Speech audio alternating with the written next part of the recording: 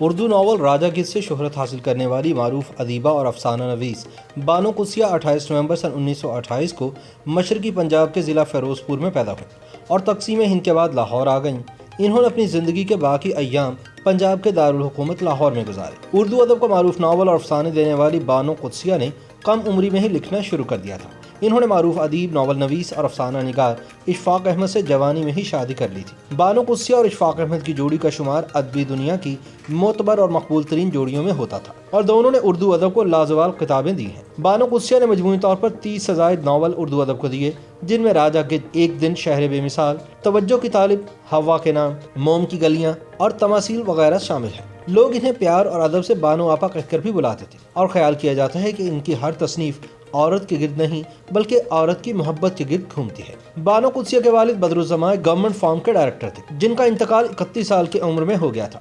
اس وقت ان کی والدہ ذاکرہ بیگم کی عمر صرف 27 برس تھی۔ بانو قدسیہ کی اپنی عمر اس وقت 3.5 سال تھی۔ بانو نے ابتدائی تعلیم اپنے آبائی قصبے سے ہی حاصل کی۔ انہیں بچپن سے ہی کہانیاں لکھنے کا شوق تھا اور 5ویں جماعت سے انہوں نے باقاعدہ لکھنا شروع کر دیا تھا۔ اسکول کے زمانے میں بانو قدسیہ نے ایک ڈرامے کا ایسا اسکرپٹ لکھا کہ انہیں پہلی پوزیشن کا حقدار قرار دیا گیا۔ اس حوصلہ افزائی کے بعد وہ 10ویں جماعت تک افسانے اور ڈرامے ہی لکھتی رہی۔ طویل عرصے تک وہ اپنی کہانیوں کی اشاعت پر توجہ نہ دے پائیں۔ گورنمنٹ کالج لاہور سے ایم اے اردو کرنے کے دوران اشفاق احمد کی حوصلہ افزائی پر ان کا پہلا افسانہ داماندگی شوق سن 1950 میں اس وقت کے سرکردہ ادبی جریدے ادب لطیف میں شائع ہوا۔ اپنے لکھنے کے حوالے سے بانو قدسیہ کہتی ہیں کہ میں نے کسی سے اصلاح نہیں لی اور نہ کبھی کسی سے کچھ پوچھا تا وقت کہ میری شادی نہیں ہوگی۔ اس کے بعد اشفاق احمد صاحب میرے بڑے معاون و مددگار بلکہ استاد ہوئے۔ انہوں نے مجھ سے کہا کہ اگر تمہیں لکھنا ہے تو ایسا لکھو کہ کبھی مجھ سے 2 قدم آگے رہو اور کبھی 2 قدم پیچھے، تاکہ مقابلہ پورا ہو۔ بہرحال شادی کے بعد دونوں رائٹرز کام میں جت گئے۔ 1 سال بعد انہوں نے ایک ادبی رسالے داستان گو کا اجرا کیا۔ تمام کام خود کرتے تھے۔ رسالے کا سروق بانو قدسیہ کے بھائی پرویز کا فن کمال ہوتا تھا، جو ایک آرٹسٹ تھے۔ 4 سال تک داستان گو کا سلسلہ چلا اور پھر اسے بند کرنا پڑا۔ اشفاق احمد ریڈیو پر اسکرپٹ رائٹر تھے۔ تلقین شاہ ریڈیو پاکستان پر سن 1962 سے جاری ہوا۔ اس کے ساتھ ساتھ اشفاق احمد فیلڈ مارشل ایوب خان کے ہاتھوں تازہ جاری ہونے والے سرکاری جریدے لیل و نہار کے ایڈیٹر بھی بن گئے تھے۔ ٹیلی ویژن نیا ملک میں آیا تو اس کے لیے اشفاق احمد اور بانو قدسیہ مسلسل لکھنے لگے۔ اشفاق احمد کی کوئی سیریز ختم ہوتی تو بانو قدسیہ کی سیریل شروع ہو جاتی تھی۔ ٹی وی کے پہلے ایم ڈی اسلم اظہر نے اشفاق احمد کو ٹی وی کا سب سے پہلا پروگرام پیش کرنے کی دعوت دی۔ اس پروگرام میں انہوں نے ٹیلی ویژن کو متعارف کرایا تھا۔ اشفاق احمد ٹی وی کے پہلے اناؤنسر تھے۔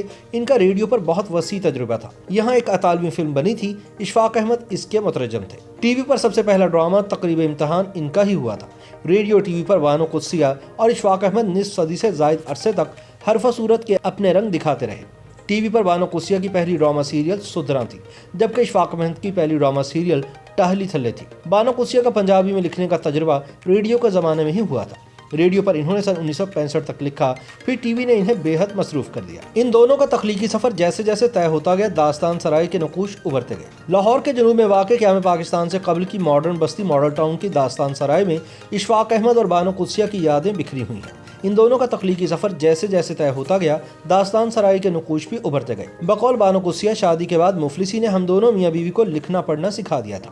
اشفاق احمد ایک فلم دھوپ سائے بھی بنائی تھی، جو باکس آفس پر فلاپ ہو گئی تھی اور 1 ہفتے بعد ہی سینما سے اتر گئی تھی۔ دھوپ سائے کی کہانی بانو قدسیہ نے لکھی تھی۔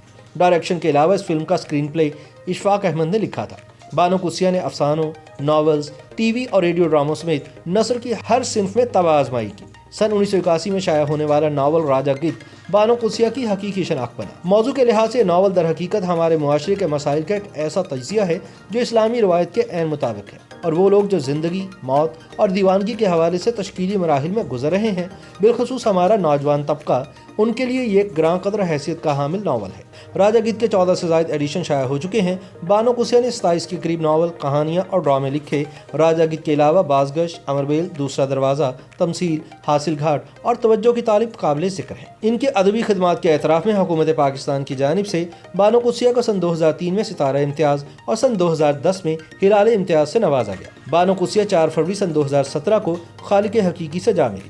ان سے 13 برس پہلے ستمبر سن 2004 میں اشفاق احمد بھی اس دار فانی سے کوچ کر گئے تھے۔